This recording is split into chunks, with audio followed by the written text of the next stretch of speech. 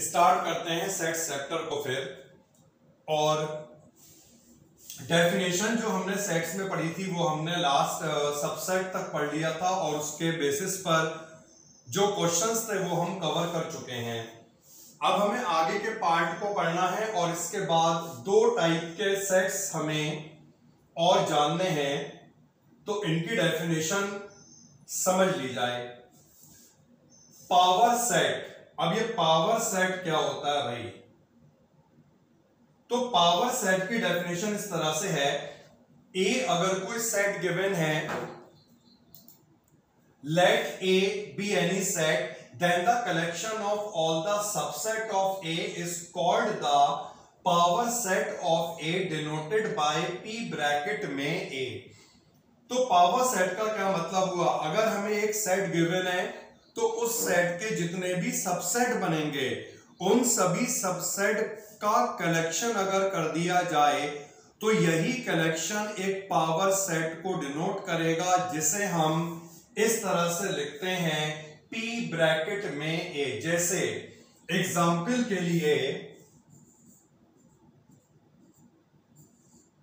अगर एक set given है जिसके एलिमेंट्स हैं 1 और 2, तो पावर सेट की डेफिनेशन क्या कहती है? अगर एक सेट दिया है तो इस सेट के जितने भी सबसेट बनेंगे उन सभी सबसेट का जो कलेक्शन होगा वही पावर सेट कहलाएगा। तो हमें पावर सेट क्या है ये जानने के लिए इस सेट के सभी सबसेट निकालने होंगे। तो सबसे पहले बनेगा 5, इसके बाद बनेगा 1। ये हम पढ़ चुके थे कि किस तरह से सबसेट को निकाला जाता है और इसका हमने फॉर्मूला भी जान लिया था। तो अगर सेट के दो एलिमेंट हैं, इसके सबसेट कितने बने? 4। अब डेफिनेशन क्या है?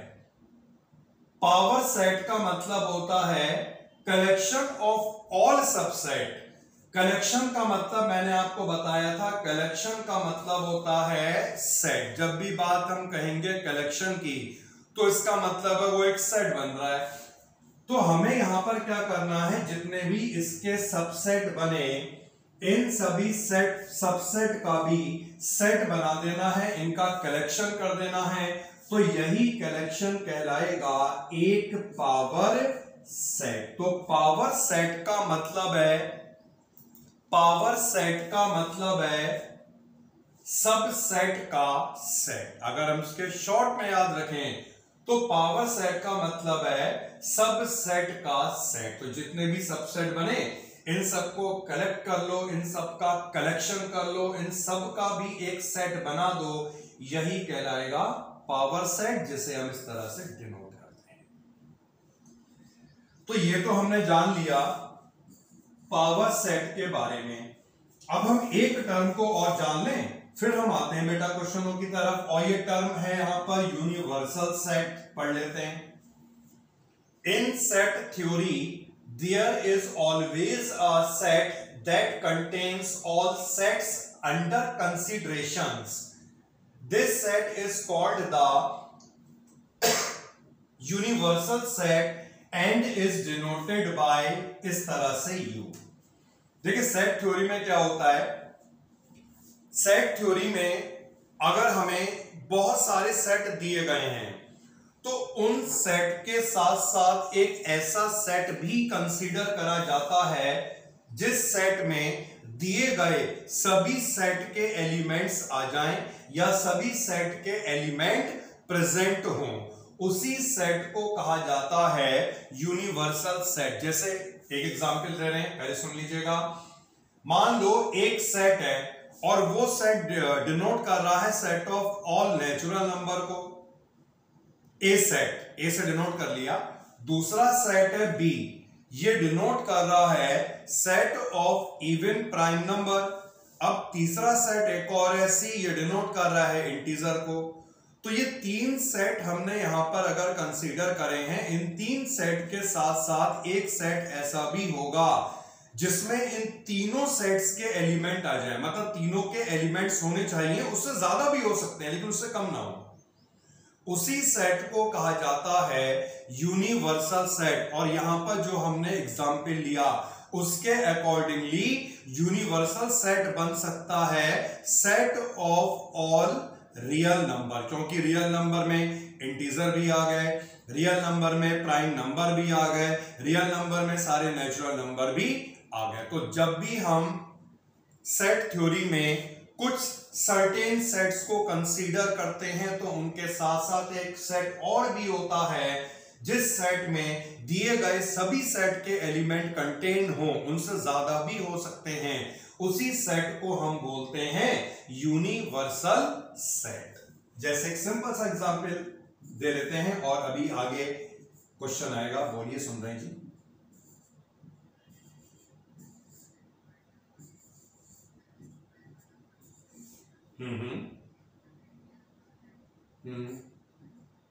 हाँ वो भी हो सकता है, बिल्कुल वो भी हो सकता है। जो रियल नंबर का कहा वो भी हो सकता है, क्योंकि मैंने बताया यूनिवर्सल सेट में दिए गए सेट के एलिमेंट्स होने चाहिए, उससे ज्यादा भी हो सकते हैं। ज्यादा का क्या मतलब है, एक ज्यादा, दो ज्यादा या बहुत ज्यादा, तो रियल नंबर भी चल जाएगा, जो कहा वो भी चल जाएगा, दोनों सही है। ठीक है,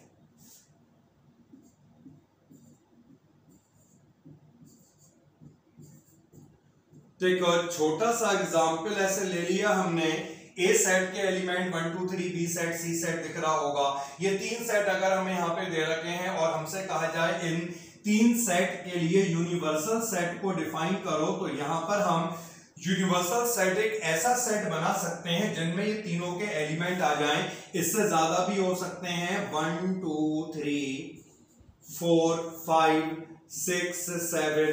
अगर हम इसके आगे बेटा 8 लिख दें तब भी ये यूनिवर्सल सेट कहलाएगा। अगर 9 को बढ़ा दिया जाए अब भी तो ये यूनिवर्सल सेट है। 10 को लिख दिया जाए तो अब भी तो ये कहलाएगा यूनिवर्सल सेट। तो एलिमेंट इसमें ज्यादा होने चाहिए, जितने भी सेट दे रखे हैं उतने तो हो ही हो, उसके अलावा 1 2 3 कितने भी ज्यादा हो सकते हैं। तो यहां तक ये हमने आज कवर कर लिया है टाइप्स ऑफ सेट को पूरी तरीके से, और अब इनके बेस पे हम क्वेश्चन करेंगे। तो निकालिए बेटा क्वेश्चनों को। और हम कहां पे थे, किस एक्सरसाइज में थे, एक्सरसाइज नंबर 1.3, और इस वाली एक्सरसाइज में हमने क्वेश्चन नंबर 4 तक कवर कर लिया था, और आज 5th क्वेश्चन के आगे कंटिन्यू करते हैं। 5th वाला जो क्वेश्चन है, ये क्वेश्चन इस तरह से है, how many element has P A if A is equal to 5। अब ये बताना है पी का क्या मतलब है, ए का पावर सेट। ए के पावर सेट में कितने एलिमेंट होंगे अगर ए 5 है। देखिए सबसे पहला पॉइंट समझिए, पावर सेट का मतलब होता है सब सेट का भी सेट। तो पहले हम जानते हैं अगर ए में एलिमेंट 5 है, मतलब ए में अगर कोई भी एलिमेंट नहीं है, तो इस ए के सबसेट कितने बनेंगे।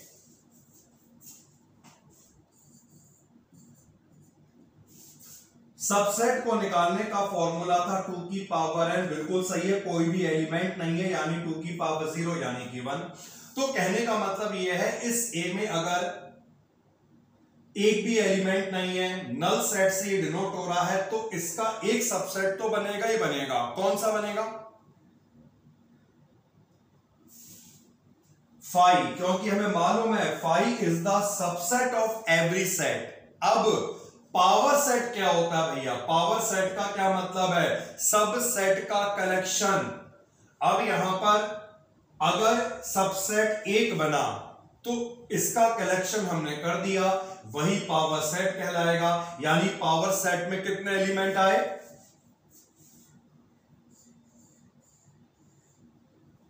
क्लियर, ये 1 इसका आंसर है बेटा।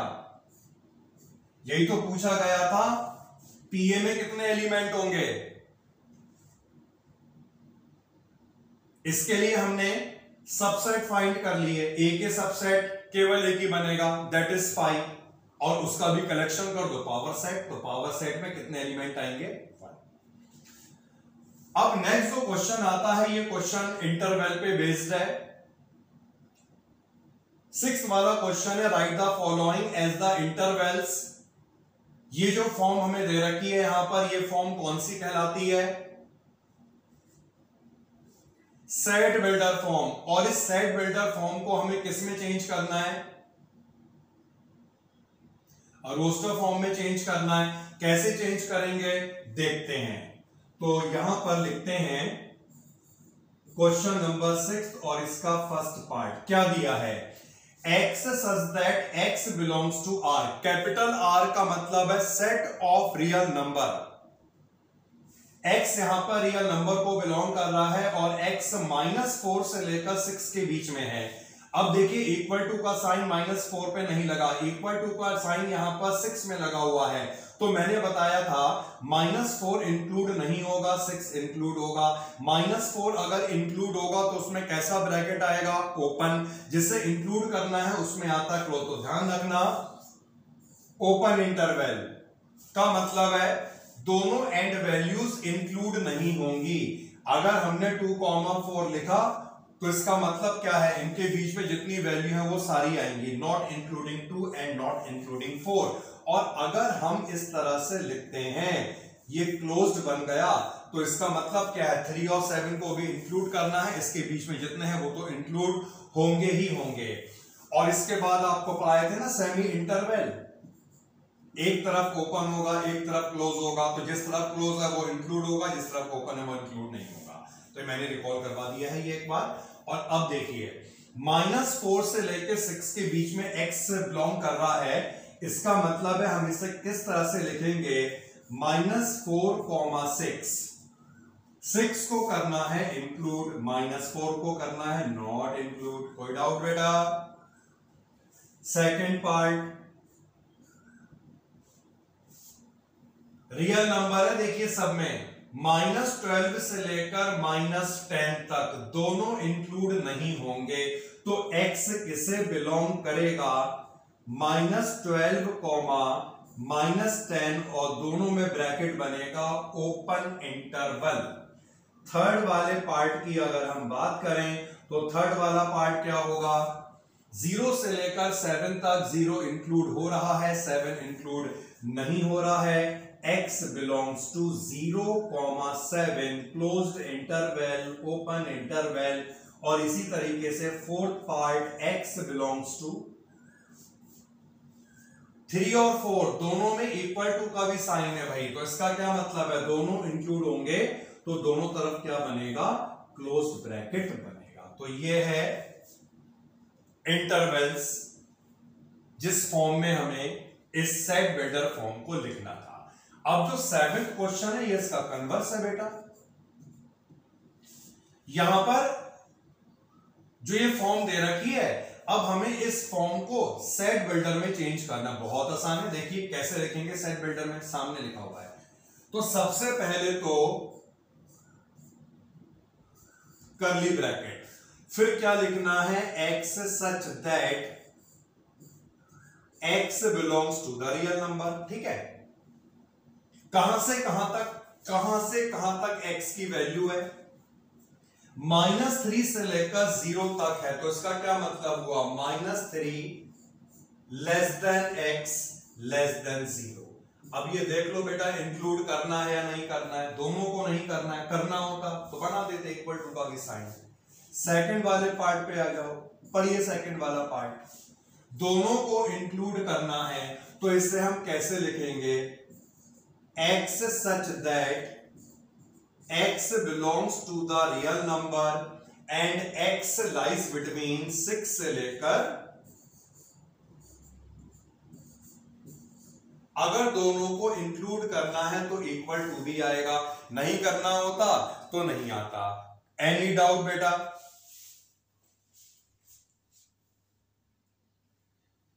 ओके, तो हमें अब आ जाना चाहिए नेक्स्ट वाले पार्ट पर। थर्ड वाले पार्ट को देखिए, तो कैसे लिखना है इतना तो लिखिए, तो उसके बाद देख लेंगे क्वेश्चन को। 6, 12, 6 इंक्लूड नहीं होगा, लेकिन मैंने कर दिया, और 12 यहां पर इंक्लूड होगा। तो ये सेमी इंटरवल है, जिसे इंक्लूड करना है वहां पर इक्वल टू का भी आएगा, नहीं करना नहीं लिखेंगे। फोर्थ वाले पार्ट को बताइए बेटा,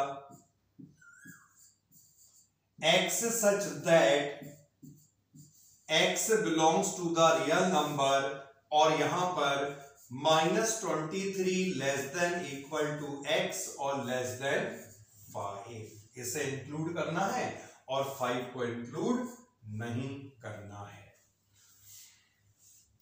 नाउ नेक्स्ट क्वेश्चन की तरफ बढ़ते हैं और नेक्स्ट जो क्वेश्चन हमें मिल रहा है वो है क्वेश्चन नंबर 8।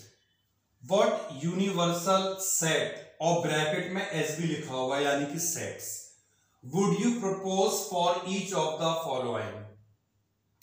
तो यहां पर हमें बताना है इन सेट के लिए हम कौन से यूनिवर्सल सेट्स को कंसीडर कर सकते हैं। फर्स्ट पार्ट है सेट ऑफ राइट ट्राइंगल, यानी जो सेट हमें दिया है ये राइट ट्राइंगल का सेट है, इसमें सारे राइट ट्राइंगल आ गए। तो इसके लिए यूनिवर्सल सेट क्या बन सकता है, सुनिए, इसके लिए यूनिवर्सल सेट क्या बन सकता है, सेट ऑफ ऑल ट्राइंगल। भाई सभी ट्राइंगल के सेट में ये आएगा नहीं आएगा, clear.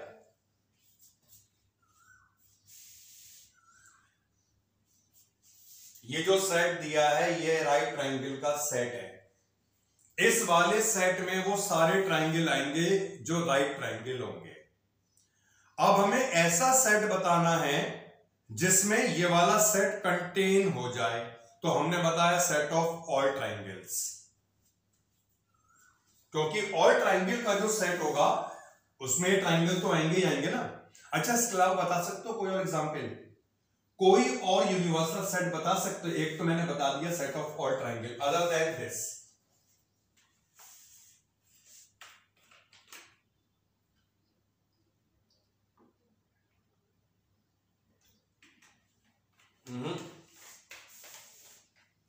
Set of all 2D shapes, हाँ हो सकता है।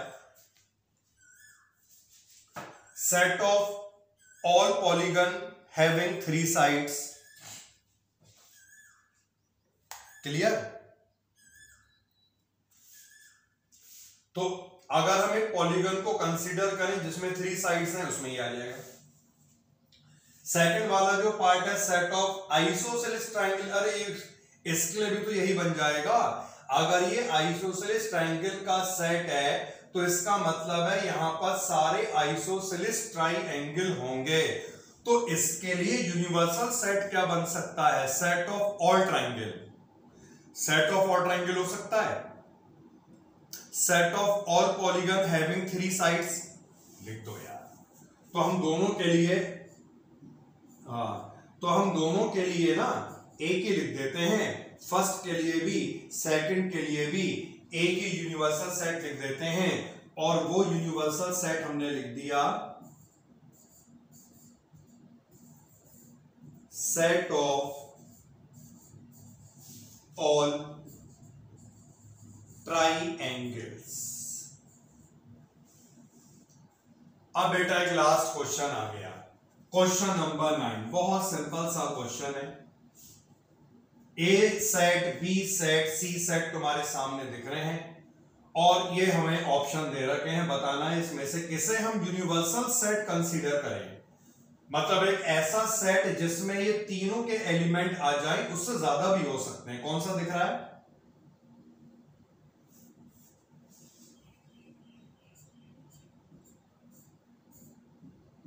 थर्ड वाला जो सेट है इसमें जितने भी एलिमेंट तुम्हें दिख रहे हैं, इसमें ए के एलिमेंट भी आ गए, बी के एलिमेंट भी आ गए, सी के भी आ गए, क्लियर। तो यहां तक जो है हमारा टॉपिक कवर हुआ और यहां तक हमने जो टॉपिक कवर करा ये था टाइप्स ऑफ सेट के ऊपर बेस्ड। अब इसके बाद जो नेक्स्ट टॉपिक हम पढ़ने जा रहे हैं वो टॉपिक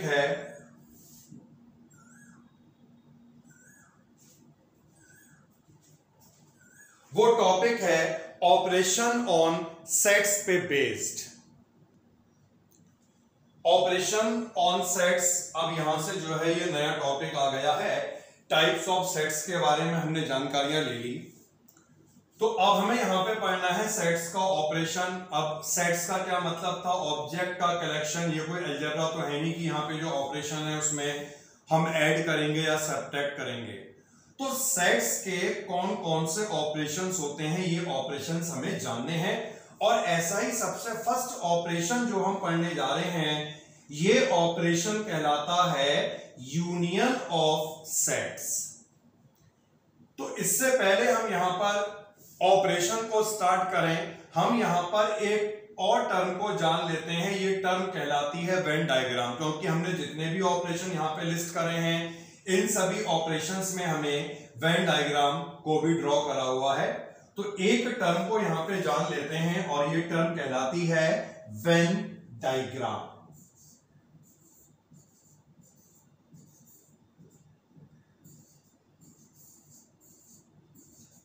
सेट को रिप्रेजेंट करने का एक और भी मेथड होता है पिक्चर्स की फॉर्म में, मतलब तो इसे ही हम बोलते हैं वेन डायग्राम। यानी डायग्राम की फॉर्म में जब हम सेट्स को, पिक्चर्स की फॉर्म में जब हम सेट्स को रिप्रेजेंट करेंगे, यही रिप्रेजेंटेशन सेट का कहलाता है वेन डायग्राम। अब इन वेन डायग्राम में क्या होता है समझिएगा। यूनिवर्सल सेट को डिनोट करते हैं रेक्टेंगल बनाकर, मतलब ये अगर ये पूरा हमने रेक्टेंगल बनाया तो ये पूरा रेक्टेंगल यूनिवर्सल सेट को डिनोट करेगा। यूनिवर्सल सेट में जितने भी एलिमेंट हैं वो सारे एलिमेंट यहां पर ऐसे ऐसे करके आ गए। मान लो अगर 10 एलिमेंट है, 20 एलिमेंट है, तो वो सारे एलिमेंट इस रेक्टेंगल के अंदर ही होंगे। यही रेक्टेंगल यूनिवर्सल सेट को डिनोट करता है। अब इस यूनिवर्सल सेट में जितने भी सेट कंटेंट होंगे, तो सेट को रिप्रेजेंट करने के लिए हम सर्किल का यूज करते हैं। जैसे ये हमने इस सर्किल से ए सेट को डिनोट कर लिया, या फिर इस तरह सर्किल बनाकर हमने बी सेट को डिनोट कर लिया। यूनिवर्सल सेट को डिनोट करने के लिए रेक्टेंगल, सेट्स को डिनोट करने के लिए सर्किल का यूज करा जाता है। अब यहां पर हम एक दो एग्जांपल समझ रहे हैं। जैसे मान लेते हैं सबसेट हम पढ़ चुके हैं ए सबसेट ऑफ बी। अगर हमें इस इंफॉर्मेशन को डायग्राम में रिप्रेजेंट करना, कैसे करेंगे? ए बी का सबसेट है, इसका मतलब है जो है वो ए बी में कंटेंट है, ए पूरा का पूरा बी में कंटेंट होगा। तो इस कंडीशन को रिप्रेजेंट करने के लिए हम यहां पर इस तरह से डायग्राम बना सकते हैं। ये पूरा हो गया बी सेट और ये हो गया ए सेट। तो ए सेट कहां कंटेंट है? बी सेट में कंटेंट है, मतलब ए कहां बनेगा? बी के अंदर बनेगा। इसी तरह कंडीशन उल्टी होती, अगर बी ए का सबसेट है तो क्या होता? ए बाहर बनता, बी इसके अंदर बनता। अब एक और चीज समझ रहे हैं यहां पर, तो ये एक इंफॉर्मेशन को हमने वेन डायग्राम में रिप्रेजेंट करके बता दिया। मान लो एक और इंफॉर्मेशन है और ये इंफॉर्मेशन इस तरह से है, ए और बी अगर हमें कोई दो सेट दिए हैं और अगर ये सेट यहां पर इक्वल सेट नहीं है और इन सेट के बीच में कुछ एलिमेंट ऐसे भी हैं जो कॉमन है, तो इस कंडीशन को अगर हमें वेन डायग्राम में रिप्रेजेंट करना होगा, कैसे करेंगे? क्योंकि दोनों सेट इक्वल नहीं है, तो एक छोटा सर्किल बना दो, एक बड़ा सर्किल बना दो, ठीक है। अब यहां पर इन दोनों को हमने क्या करा? इंटरसेक्ट भी करवा दिया। क्यों करवा दिया? क्योंकि कंडीशन ये थी कुछ एलिमेंट ऐसे हैं जो ए और बी में कॉमन होंगे। तो यहां पर जितना भी तुम्हें पार्ट दिख रहा है जो दोनों में प्रेजेंट है, ये क्या डिनोट करेगा? ये ए और बी के कॉमन एलिमेंट को डिनोट करेगा। तो इस तरह से डायग्राम्स बनाकर भी हम समझ सकते हैं सेट्स को, और इन्हीं डायग्राम को कहा जाता है वेन डायग्राम। बस इसमें इतना ही है, क्योंकि आगे हम जैसे ऑपरेशन पढ़ेंगे तो उसमें भी हम इन डायग्राम्स को लाते रहेंगे। तो ये तो हो गई डायग्राम की बात। अब हम आ जाते हैं अपने काम की तरफ, जो हम समझ रहे थे ऑपरेशन ऑफ सेट को। तो देखिए, ऑपरेशन ऑफ सेट में जो फर्स्ट वाला ऑपरेशन यहां पर लिखा हुआ है, ये है यूनियन ऑफ टू सेट्स। क्या मतलब हुआ? डेफिनेशन है A and B any two sets, the union of A and B is the set of all those elements which belong either to set A or to set B or to both A and B। अगर A और B हमें कोई दो set दे रखे हैं तो उन set का यूनियन एक ऐसे सेट को डिनोट करेगा जिस सेट में वो सारे एलिमेंट आएंगे जो या तो A को बिलोंग करें या B को बिलोंग करें या A और B दोनों को बिलोंग करें। इसे समझने के लिए हमने क्या करा, यहां पर एक एग्जाम्पल लिख लिया और एग्जाम्पल इस तरह से लिखा, एक सेट हमने यहां पे मान लिया है 1 2 3 4 और दूसरा सेट B जिसे हमने डिनोट कर लिया 3 5 6 और 7 से। अगर हमें इन दोनों सेट का यूनियन निकालना है तो इस यूनियन को हम इस तरह डिनोट करते हैं A यूनियन B। ये U लिखकर, जो बीच में U लिखा हुआ है, ये यूनियन के सिंबल को डिनोट करेगा। तो अगर हमें A और B का यूनियन करना है तो यूनियन का मतलब आप समझे कॉम्बिनेशन, दोनों को मिला देना है, दोनों को मिला देना है 1 2 3 4 5 6 और 7। अब जैसे एलिमेंट 3 जो है वो दोनों में था, लिखा तो बेटा एक ही बार जाएगा क्योंकि मैंने बताया था सेट में रिपीटिशन नहीं होते हैं। तो A सेट और B सेट अगर ये हैं, इन सेट का जो यूनियन होगा ये 1 से लेके 7 तक बनेगा। और जैसा कि हमने डेफिनेशन में पढ़ा, ये जो सेट आएगा, ये सेट किसे डिनोट कर रहा है, A यूनियन B को। अब A यूनियन B का क्या मतलब हुआ, इसमें जो एलिमेंट हैं ये एलिमेंट या तो A को बिलोंग कर रहे हैं, दिख रहा है 1 2 3 4 कर रहे हैं A को बिलोंग, या B को बिलोंग कर रहे हैं 3 5 6 7 भी हैं, या A और B दोनों। मतलब इसमें जो एलिमेंट होंगे ये या तो A के होंगे या B के होंगे या A और B दोनों के होंगे। तो यूनियन का मतलब होता है ईदर A और B और बोथ A एंड B, जिसका मतलब है दोनों सेट के एलिमेंट्स को मिला करके लिख देना। अब यहां पर जो हमने एक टर्म लिखी है इसे भी समझ रहे हैं। A यूनियन B का मतलब है X such that X belongs to A या X belongs to B। मतलब यूनियन, जब हमने सेट का यूनियन कर लिया और कोई एलिमेंट ऐसा है जो इस यूनियन में है, X का क्या मतलब हुआ, एलिमेंट जो इस यूनियन में है, तो इसका मतलब X या तो A को बिलोंग करेगा या B को बिलोंग करेगा। जैसे एग्जांपल समझो, हम यहां पर दोनों सेट का यूनियन निकाल चुके हैं। सपोज करो हमने कहा X ये है, X का क्या मतलब है, यूनियन का कोई भी एलिमेंट। अगर यहां पर X 4 है तो बता सकते हो ये 4 किसे बिलोंग कर रहा है, A को कर रहा है। हमने अगर मान लो X यहां पे लिया 6 को, किसे बिलोंग कर रहा है, B को बिलोंग कर रहा है। हमने यहां पे अगर एलिमेंट 2 लिया जिसे हम यहां पे X कह रहे हैं, किसे बिलोंग कर रहा है, A को बिलोंग कर रहा है। तो कोई भी एलिमेंट X जो यूनियन में होगा वो किसे बिलोंग करेगा, या तो A को बिलोंग करेगा या B को बिलोंग करेगा। अब बात करते हैं वेन डायग्राम की।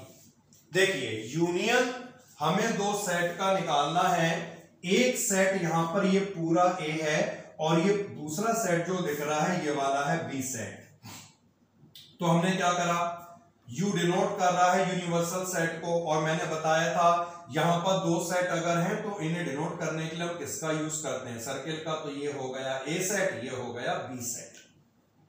अब यूनियन का क्या मतलब होता है, कॉम्बिनेशन। यूनियन में सब आ गया, A के एलिमेंट भी आ गए, B के भी आ गए, जो कॉमन है वो भी आ गए। तो इसीलिए यहां पर जो आपको ये पूरा शेडेड पोर्शन दिखाई दे रहा है, जिसमें हमने A को भी शेड कर लिया, हमने B को भी शेड कर लिया, जो कॉमन था वो भी शेड कर लिया, यही पूरा शेडेड रीजन डिनोट करेगा A यूनियन B।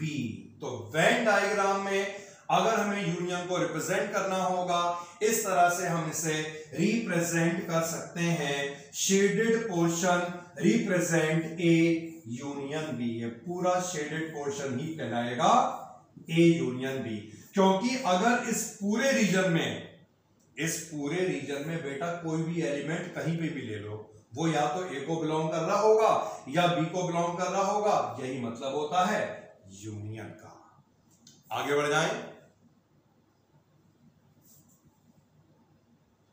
अब आता है नेक्स्ट टाइप का ऑपरेशन, और जो सेकंड ऑपरेशन आज हमें समझना है, ऑपरेशन तो और भी है लेकिन हम दो समझेंगे, इसके बेस पे क्वेश्चंस भी हम पूरे करेंगे। तो सेकंड ऑपरेशन जो हमें समझना है ये कहलाता है intersection of the two sets. Definition जानते हैं, A and B, any two sets, intersection of A and B is the set of all those elements that belong to both A and B। अगर A और B कोई दो set दे रखे हैं तो उन सेट का जो इंटरसेक्शन होगा वो एक ऐसे सेट को डिनोट करेगा जिसमें वो एलिमेंट होंगे that belongs to both A and B, मतलब जो दोनों A और B दोनों में हों। कैसे? अगर A सेट के एलिमेंट हमने यहां पर 1 2 3 4 ले लिए और B सेट के एलिमेंट अगर हमने डिनोट कर लिए 3 4 5 6, इंटरसेक्शन को डिनोट करते हैं इस तरह उल्टा U बनाकर, और ये एक ऐसे सेट को डिनोट करेगा जिसमें वो एलिमेंट होंगे, कौन से एलिमेंट होंगे, that belong to both A and B, मतलब जो ए और बी दोनों में हो। तो कितने एलिमेंट यहां पर ऐसे हैं जो दोनों में है, 3 है और 4 है। तो यूनियन का मतलब हो गया कॉम्बिनेशन, इंटरसेक्शन का क्या मतलब हुआ, कॉमन, जो दोनों में है वही आएंगे, बाकी नहीं आएगा। अब यहां पर जो स्टेटमेंट लिखा इसकी भी बात हो जाए, A intersection B X such that X belongs to A and X belongs to B। X कोई एलिमेंट है जो इंटरसेक्शन को बिलोंग कर रहा है, तो इस कंडीशन में X A को बिलोंग करेगा और X B को बिलोंग करेगा। अब यहां पे वेन डायग्राम से समझ लो, वैसे भी समझा दूंगा। तो वेन डायग्राम में जो इतना तुम्हें शेडेड पोर्शन दिख रहा है ये पूरा, यही shaded portion A intersection B को डिनोट कर रहा है, क्योंकि इंटरसेक्शन का मतलब होता है जो दोनों में कॉमन हो। अब इस स्टेटमेंट को समझने की बात हो रही है, X अगर इंटरसेक्शन में बिलोंग करेगा या X कोई एलिमेंट है जो इंटरसेक्शन में प्रेजेंट है, तो इसका मतलब है X A को बिलोंग करेगा और X B को बिलोंग करेगा। तो अब जैसे सपोज करो हम इस 3 की बात करें यार, 3 जो है वो क्या है, X, जिसे हम यहां पे X बोल रहे हैं, ये इंटरसेक्शन में है, तो इसका क्या मतलब हुआ, ये A में भी है और ये B सेट में भी है। अगर हम इस एलिमेंट की बात करें तो ये एलिमेंट सेट A में भी है और ये वाला एलिमेंट सेट B में भी है। क्लियर हो गया? यूनियन मतलब कॉम्बिनेशन, इंटरसेक्शन मतलब जो दोनों में कॉमन होगा। Any doubt? बेटा मैंने पूछा एनी डाउट? ओके, तो ये हमने कवर कर लिया और यहां तक हमें कोई डाउट नहीं मिला है। ऑपरेशन अभी और भी है, लेकिन हमने जो ऑपरेशन समझ लिए हैं, कर लिए हैं, इनके बेसिस पर क्वेश्चन भी तो हम लोग को कर लेने चाहिए। तो इसके लिए हमें आना होगा नेक्स्ट वाली एक्सरसाइज, और अब हम आ गए हैं एक्सरसाइज नंबर 1.4, जिसमें फर्स्ट क्वेश्चन हमारे सामने है और हम यहां पर कवर करेंगे इस एक्सरसाइज को। पढ़िए बेटा, क्वेश्चन में क्या है, find the union of each of the following pair of set. यहां पर हमें सेट दिया है और हमें इनका यूनियन फाइंड करना है। फर्स्ट क्वेश्चन का फर्स्ट पार्ट, तो बेटा x दिख रहा है, y दिख रहा है। अगर हम दोनों का यूनियन करें, मतलब अगर हम दोनों को कंबाइन कर दें, मिला के लिख दें, तो क्या आएगा, 1 आएगा, 2 आएगा, 3 आएगा और 5 आएगा। 3 2 बार आ रहा है, लिखा एक ही बार जाएगा। यूनियन का मतलब क्या होता है, मिला के लिख देना। सेकंड पार्ट की अगर हम बात करें, A दिया है AEIOU, B दिया है ABC। इन दोनों का अगर हम यूनियन फाइंड करें तो यूनियन क्या आना चाहिए, A B C। ठीक है, फिर E, फिर I, देन O और लास्ट में U। Third part X such that X is a natural number and a multiple of 3। तो A सेट हमें क्या मिलना चाहिए, नेचुरल नंबर मल्टीपल ऑफ 3, यानी 3, 6, 9, 12, 15 एंड बंद कर दो। जो B सेट हमें दिया है वो सेट क्या है बताइए बेटा, X is a natural number less than 6। तो बी सेट के एलिमेंट क्या आएंगे, नेचुरल नंबर लेस देन 6, 1, 2, 3, 4 और 5। अगर हम यहां पर इन दोनों का यूनियन निकालें, दोनों को अगर हम मिला के लिख दें, कॉम्बिनेशन कर दें, तो हमें क्या मिलना चाहिए बता सकते हैं। सबसे पहले तो ये सेट के एलिमेंट लिख लो, 1, 2, 3, 4, 5। इसके बाद बेटा, इसके बाद इसके आगे के सारे एलिमेंट आएंगे। आगे के सारे एलिमेंट का क्या मतलब हुआ, 6, 9, 12, 15 और आगे वही तो एलिमेंट आएंगे जो सारे के सारे 3 के मल्टीपल होंगे एंड सो ऑन। तो ये हो गया इसका यूनियन। बताइए बेटा, कोई डाउट इसमें किसी को?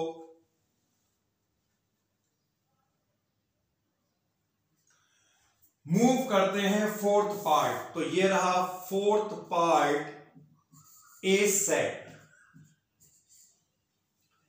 नेचुरल नंबर एंड ये कंडीशन का क्या मतलब है, एक्स नेचुरल नंबर है that lies between 1 to 6 not including 1 but including 6। तो क्या होना चाहिए, 2,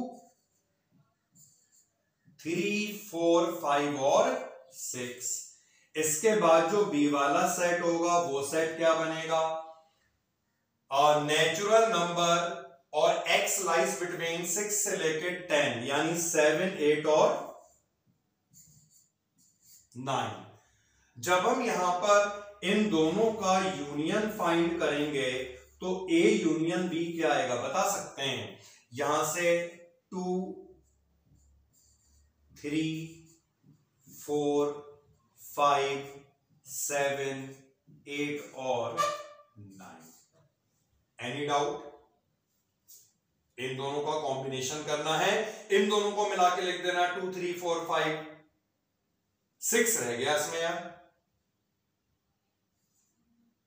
6 आ गया।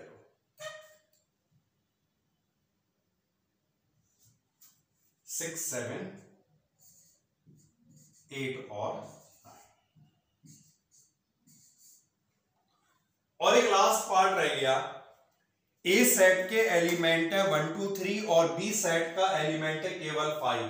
अगर हम इन दोनों का यूनियन कर दें, अगर हम इन दोनों का यूनियन कर दें तो इन दोनों के यूनियन में हमें क्या मिलेगा, ए सेट ही तो मिलेगा। और ए सेट का क्या मतलब है, 1, 2, 3। मतलब कोई भी एक सेट अगर नल सेट हो जाएगा तो दो सेट का यूनियन करने पे वही सेट मिलेगा। बताइए बेटा, यहां तक किसी को कोई डाउट? मैं नहीं समझता हुआ होगा, लेकिन फिर भी पूछना जरूरी है। तो ये फर्स्ट क्वेश्चन को हमने कवर करा है। अब इसके बाद आगे के क्वेश्चनों के लिए ध्यान दीजिएगा। क्वेश्चन नंबर सेकंड, थर्ड और फोर्थ। तो सेकंड क्वेश्चन का सॉल्यूशन करते हैं।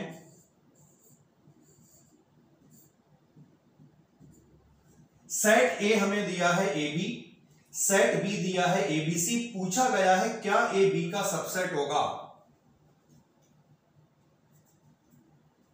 बताइए।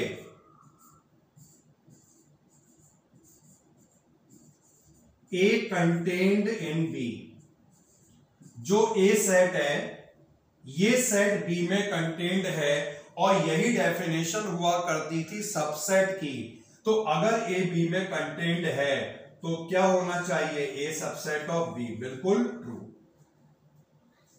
अब पूछा गया what is A union B. अगर हम यहां पर दोनों सेट का यूनियन निकालें, इन दोनों का अगर यूनियन निकाला जाए तो इस कंडीशन में यूनियन क्या बनेगा, एबीसी बनेगा। एबीसी का क्या मतलब हुआ, कौन सा सेट यहां पे रिप्रेजेंट हो रहा है, बी लिख सकते हैं, बी बेटा। तो ये समझ लें, जब कोई भी एक सेट दूसरे का सबसेट बन जाएगा तो यूनियन क्या आएगा, वही दूसरा वाला सेट। इस कंडीशन को ना हम वेन डायग्राम से भी समझ सकते हैं। देखिए, इससे वेन डायग्राम समझने का भी हमें मौका मिलेगा। अगर ए बी का सबसेट है, मतलब ए जो है वो बी में कंटेन्ड है, तो ये ए बना और ये बी बना। अगर हम दोनों का यूनियन कर दें, अगर हम दोनों का कॉम्बिनेशन कर दें, कॉम्बिनेशन का क्या मतलब है, दोनों को मिला दिया, ऐसे करके पूरा शेड कर दिया, तो शेडेड पोर्शन जो तुम्हें दिख रहा है वो क्या है, पूरा बी सेट कहलाएगा, नहीं कहलाएगा? ओके और नॉट, क्या कहते हैं बताइए। सॉल्यूशन नंबर 3 पे आते हैं फिर इसी बात पे।